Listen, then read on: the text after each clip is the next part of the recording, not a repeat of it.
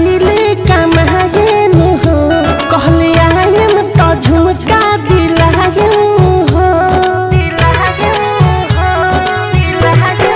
हाँ छोड़ी हमारा के गईले कमाए नु हो कहले आयम तो झुमका दिलाए हो।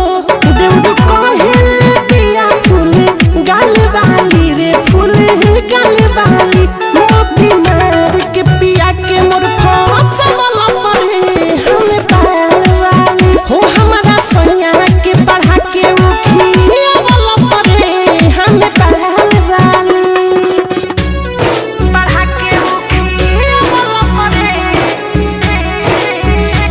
हम पार वाली।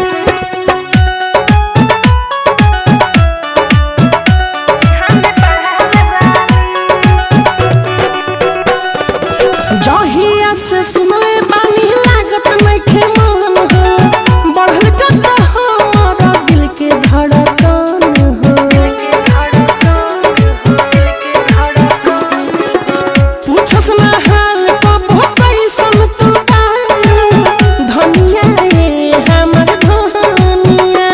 लंबा लंबा बिया का दो बाल वाली रे बड़का बाल वाली मोती मार के भातार के फसल फरे हम पार वाली। हमारा बलम के पढ़ा के उखिया वाला फरे हम पार वाली हम पार वाली। म्यूजिक बाय विकेश भोजपुरिया। के पिया के फसल फरे हम पार वाली हम पार वाली। धीरज दीवाना मिठू हाली से मिला दो पिया के हमरा तू जल्दी से ले आ दो। ना जाने हुई है कौना हाल में पिया हाल में रे कौना हाल में। निक लागत होई उनका रोटी दाल वाली रे हाँ दाल वाली मोती मार के पिया के मोर फसल फरे हम पार वाली हो। हमारा सोनिया के पढ़ा के उखिया वाला फरे हम पार वाली।